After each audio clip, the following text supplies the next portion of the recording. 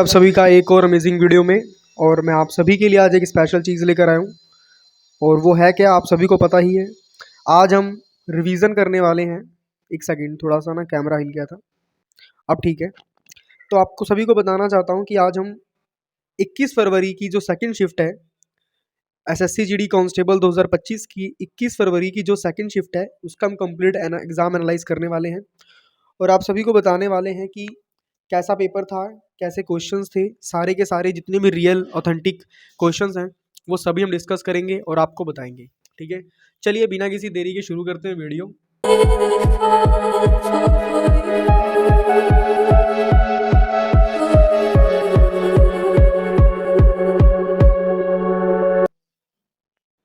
हाँ जी, स्वागत है आप सभी का वीडियो में। तो सबसे पहला क्वेश्चन आया था आप सभी के पास, जो नीति आयोग है उसकी स्थापना कब हुई थी। मैं इसमें लिख देता हूँ, जो नीति आयोग था, जो उसकी स्थापना कब हुई थी, ये आपसे क्वेश्चन पूछा गया था। ठीक है, नीति आयोग की स्थापना कब हुई, आपसे ये क्वेश्चन पूछा गया था। क्लियर होगी बात सभी को। जैसा कि आप सभी को पता है जो नीति आयोग है उसका आंसर क्या होगा, इसकी स्थापना हुई थी 1 जनवरी को। ठीक है, और सन कब था, 2015 में। क्लियर। अब आपसे बताना चाहता हूँ कि जो सेकंड क्वेश्चन था वो किस चीज़ के ऊपर था। देखो सीधी सी बात है, मैंने आपको यहाँ पे क्वेश्चन बता दिया नीति आयोग, इसके बारे में आप अच्छे से पढ़ लेना ताकि आपका कोई भी मतलब डाउट ना रह जाए। क्लियर। अब सेकंड क्वेश्चन हमारे पास था 1857 के विद्रोह के समय भारत के वायसराय कौन थे। यहाँ पे लिख देता हूँ, 1857 के विद्रोह मतलब समझते हो ना, विद्रोह का मतलब होता है लड़ाई। क्लियर। विद्रोह के समय भारत के यानी इंडिया के वायसराय। अब देखो मेरी बात समझो, वायसराय का मतलब क्या होता है। वायसराय का मतलब होता है कर्ता धर्ता। ठीक है, मतलब कर्ता धर्ता। जैसे अभी देखो इंडिया का किंग कौन है, पीएम, प्राइम मिनिस्टर, है ना। उसी तरह पहले के ज़माने में पीएम नहीं होते थे, पहले के ज़माने में वायसराय होते थे। क्लियर। इसे बोला 1857 के विद्रोह के समय इंडिया के वायसराय कौन थे, कर्ता कौन थे। यहाँ पे मैं लिख देता हूँ आंसर, वो थे लॉर्ड कनिंग। ठीक है, थोड़ा सा ऊपर करते हैं, लिख देते हैं Lord cunning, Lord CUNNING। Clear होगी बात सभी को। तो 1857 के विद्रोह के समय इंडिया के वायसराय कौन थे, लॉर्ड कनिंग थे। इतनी बात क्लियर होगी सभी को। और आप सभी को बताना चाहता हूँ कि जितने भी क्वेश्चन आप सभी को दिख रहे हैं ये क्वेश्चंस एग्जाम में पूछे गए हैं, कोई भी आपको फालतू क्वेश्चन नहीं करवाया जा रहा है। ठीक है, ये मत समझना कि आपको कोई भी फालतू क्वेश्चन करवाया जाएगा, सारे के सारे क्वेश्चन अच्छे से एनालाइज करके, अच्छे से रिसर्च करके आप सभी के लिए लेकर आए हैं। ठीक है, बहुत मेहनत लगती है क्वेश्चंस को इकट्ठा करने में भी। ठीक है, तो फटाफट से वीडियो को लाइक कर दें। देखो हम फ्री में आपके पास इन्फॉर्मेशन पहुंचा रहे हैं और आपसे जस्ट इतना बोल रहे हैं कि जस्ट लाइक। ओके, तो थर्ड क्वेश्चन हमारे पास जो सा था वो क्या था, उसके ऊपर फोकस करते हैं।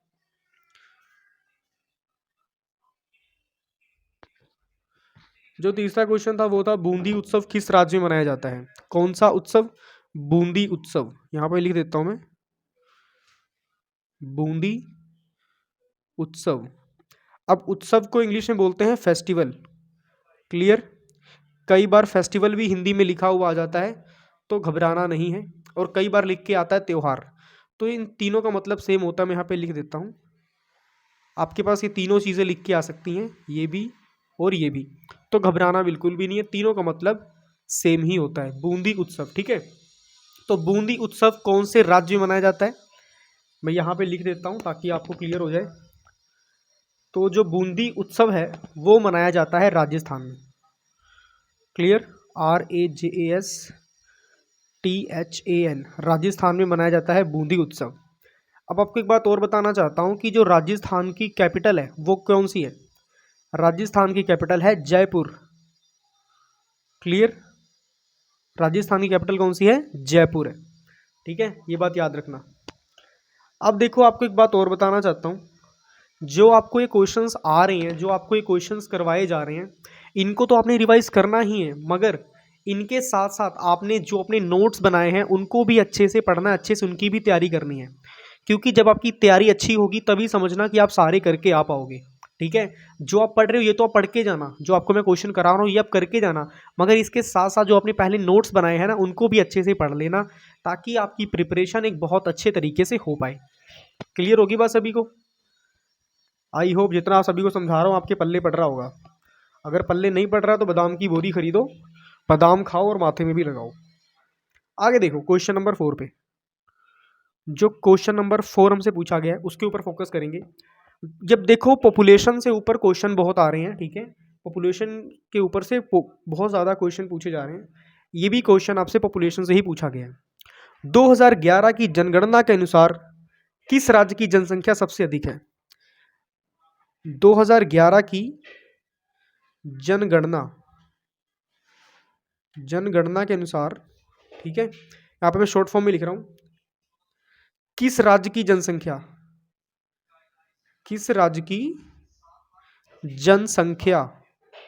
क्या पूछा जा रहा है? जनसंख्या सबसे ज्यादा है, सबसे ज्यादा, ये निशान मैंने लगा दिया सबसे ज्यादा का। ठीक है, तो आंसर क्या होगा? आंसर होगा महाराष्ट्र। यहां पे मैं लिख देता हूं, इसका आंसर क्या होगा? महाराष्ट्र। क्लियर होगी बात? क्या है? महाराष्ट्र। क्लियर होगी बात सभी को? आई होप इतना आपको क्लियर हो गया होगा। ठीक है, तो 2011 की जनगणना अनुसार राज्य की सबसे ज्यादा जनसंख्या किसकी थी? वो थी, किसकी थी? महाराष्ट्र की। क्लियर। अब आपसे क्वेश्चन और पूछा गया है, उसके ऊपर फोकस करते हैं। क्वेश्चन नंबर 5 की तरफ फोकस करते हैं। क्वेश्चन नंबर 5 में आपसे क्या पूछा गया है? मौर्य वंश का अंतिम शासक कौन था? भाई ये क्वेश्चन इतनी बार रिपीट हुआ है ना, ये क्वेश्चन बहुत बार रिपीट हुआ है। मैं लिख देता हूं MAURYA, मौर्य वंश, एक सेकेंड, मौर्य वंश का अंतिम शासक। अंतिम मतलब होता है लास्ट, ठीक है, आखिरी शासक, मतलब इसके बाद किसी ने शासन नहीं किया, ये आखिरी शासक था। अंतिम शासक कौन था आपको वो बताना है। क्लियर। तो जो मौर्य वंश का अंतिम शासक था उसका नाम मैं यहाँ पे लिख देता हूँ, उसका नाम था बृहद्रथ।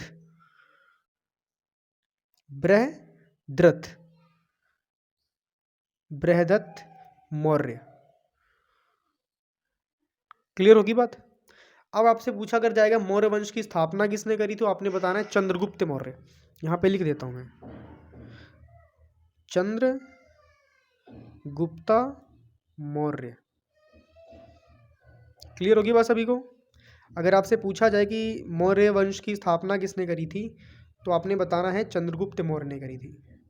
ठीक है, और आपसे पूछा जाएगा अंतिम शासक कौन था, तो वो था बृहद्रथ मौर्य। इतनी बात सभी को क्लियर हो चुकी है? अगर इतनी बात आपको पता लग चुकी है अच्छे तरीके से तो फटाफट वीडियो को लाइक करो, ठीक है, क्योंकि आपके एक लाइक से बहुत ज़्यादा मुझे मोटिवेट होता हूँ और वीडियो बनाने में फिर मज़ा भी आता है। और बाकी अगर आपको कुछ समझ ना आए, कोई दिक्कत परेशानी हो तो आप मुझे कमेंट करके पूछ सकते हो। आपको पहले बता रहा हूँ जितने क्वेश्चन करवाए गए हैं, जितने क्वेश्चन मैंने करवाए हैं आपको, ये सारे के सारे आपकी शिफ्टों में आए हुए हैं। क्लियर। कोई भी आलतू फालतू अंडू शंडू क्वेश्चन नहीं करवाया जा रहा, सारे के सारे इंपॉर्टेंट क्वेश्चन हैं। ठीक है, तो इन्हें हल्के में ना लें वरना आपका पतन निश्चित है, फिर आपकी लंका लग जाएगी। इसीलिए कह रहे हैं पढ़ाई पर ध्यान दें। क्लियर। अब देखो एक बात मैं तुम्हें छोटी सी रिसर्च करके यहाँ पे बता देता हूँ। अब यहाँ पे देखना, अब ये जनगणना के ऊपर है, बता रहा हूँ पहले। जनगणना के ऊपर आपको इसलिए करवा रहा हूँ क्योंकि मुझे पता है जनगणना के ऊपर आगे भी क्वेश्चन पूछे जाएंगे, चाहे आप SSC GD की तैयारी कर रहे हो, चाहे RPF की तैयारी कर रहे हो, चाहे रेलवे ग्रुप D की तैयारी कर रहे हो, चाहे रेलवे की NTPC की तैयारी कर रहे हो, किसी भी एग्जाम की तैयारी कर रहे हो। आपको बता दूँ कुछ ऐसे इंपॉर्टेंट फैक्टर्स हैं, कुछ इंपॉर्टेंट ऐसे कॉन्सेप्ट्स हैं, कुछ ऐसे इंपॉर्टेंट पॉइंट्स हैं जो हर बार आते हैं। सबसे पहले बता रहा हूँ अपने आर्टिकल्स एंड अमेंडमेंट्स, संविधान और संशोधन अच्छे कर लो। अपने डांस वाले याद कर लो नाम, ठीक है, कि कौन बढ़िया डांसर है, कौन बढ़िया म्यूजिशियन है। और उसके बाद अपनी जनसंख्या अच्छी कर लो और नाच अच्छे कर लो। नाच वाला मैंने डांस के बारे में बता ही दिया है। अब देखो बताता हूँ 2011 की जो जनगणना हुई थी उसके अनुसार अब बात करते हैं। ठीक है, जो महाराष्ट्र है वो उसमें तो सबसे अधिक जनसंख्या है, मगर इसके पहले की जो जनगणना हुई थी उसमें सबसे पहले नंबर पर कौन था, तो उसमें था सबसे पहले यूपी, क्लियर। सेकंड नंबर पर था महाराष्ट्र, MH लिख रहा हूं मतलब महाराष्ट्र, ठीक है। और उसके बाद थर्ड नंबर पर था बिहार। इतनी बात क्लियर होगी।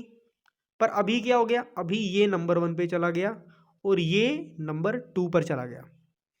इतनी बात क्लियर होगी। कुछ भी नहीं है, बहुत छोटी सी चीज़ है, छोटा सा बच्चा भी समझ जाएगा इसे, समझ रहे हो। नंबर 1 पहले यूपी था, फिर महाराष्ट्र, फिर बिहार, मगर अब क्या उल्टा हो गया, अब महाराष्ट्र नंबर 1 पे चला गया, यूपी नंबर 2 पे चला गया, बिहार अपनी जगह पर ही टिका हुआ है, वो नहीं हिल रहा। क्लियर होगी बात सभी को। अब एक बार फटाफट आप इसे देख लो, फिर हम इसका पार्ट 2 डाल देंगे, ज़्यादा वीडियो लंबी नहीं करना चाहते हैं, ठीक है। SSC कांस्टेबल 2025 की 2 फरवरी की सेकंड शिफ्ट एग्जाम एनालिसिस हमने डाल दी है आप सभी के सामने। आप इसे फटाफट देख लो क्योंकि आपके काम आने वाली है, ठीक है। और अब वक्त है एड़ा बन के पेड़ा खाने का, क्लियर। तो मैंने आपको पेड़ा परोस के दे दिया है, अब आप एड़ा होके पेड़ा खा लो, ठीक है। एड़ा होने का मतलब है कि अपने काम पर फोकस करना, क्लियर। आलतू फालतू की बातों पे फोकस नहीं करना, क्लियर। तो इट्स टाइम टू ईट एड़ा बन के पेड़ा, क्लियर। चलिए मिलते हैं नेक्स्ट वीडियो में, तब तक सभी को राम राम। और हाँ, एक बात और है, इस वीडियो का मैं सेकंड पार्ट डाल दूंगा, आप उसे भी देख लेना, ठीक है। और कोई भी दिक्कत परेशानी आपको हो तो आप मुझे कमेंट करके पूछ सकते हो। चलिए मिलते हैं नेक्स्ट वीडियो में, तब तक सभी को राम राम।